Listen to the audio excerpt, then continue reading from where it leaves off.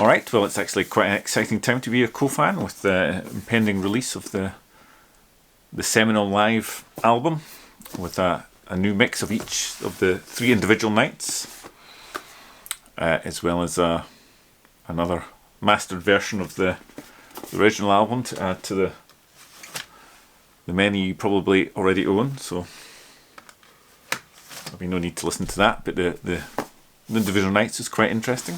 And then Rossi's just announced a new release, which is a lot of his demos. The majority of the songs went on to be co-songs, so it'll be quite interesting to hear those and see how they differed and what the band added to those demos as for when they became co-songs.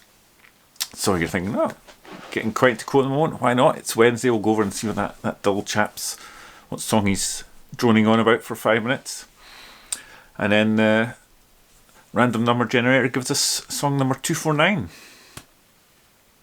And yes, we've got Tossin' and Turnin', which was a B-side of the Sherry Don't Fail Me Now single, which a song which couldn't be any further removed from what you'd get on this. And obviously wasn't, I don't think, loved by the Quo fan base, as it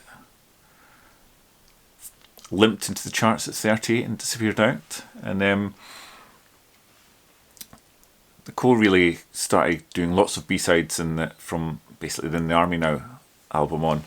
And you could always argue with the B-sides from the Army Now are Complaining, Perfect Remedy, Rock Till You Drop. You could always kind of go, actually that song's quite good, it really should have been on the album. Don't know why it was considered a B-side when you've got these songs on the album. But I feel Thirsty Work was the first one you go, yeah, I can see that's why it's a B-side, don't think it should be on the album.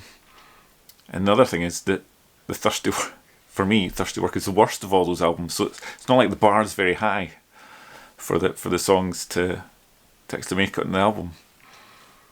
Although I say that Thirsty Work does contain the track Sail Away, and which for me is one of the worst songs the band have ever recorded. So maybe the B-sides one of the B-sides could have been on the album instead of that. Although maybe just better making the album shorter. So yes, the song Tossin' and Turnin', which you would probably be reduced to that if you were trying to sleep with this song going on in the background, is it's not a tune I've listened to too much.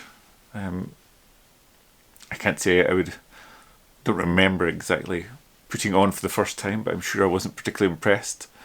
And my view hasn't changed over the years. It's very, very kind of up, happy, clappy, nursery rhyme type tune. There's it's basically it's all vocal led. There's no instrumental break or solo. The vocals are pretty much straight in. There's a kind of guitar line that plays in between each line of the chorus, which isn't particularly satisfying. The keys are all kind of high in the mix and not really adding anything impressive to it. So yes, I don't have a lot to say about this song, as you can imagine.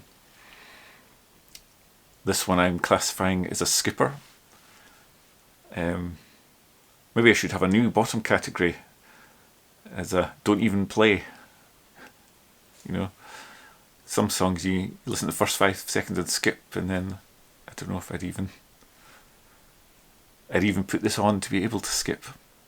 Other than, obviously, I gave it a listen when I was going to be rambling on about it for a few minutes. So yes, Tossin' and Turnin' from the B-side to Sherry Don't Fail Me Now. It's also now actually available in the Thirsty Work Deluxe Edition, which I do have. I got given that as a present for one Christmas. I didn't want to spend my own money on it. There's the terrible cover for the Sherry Don't Fail Me Now single.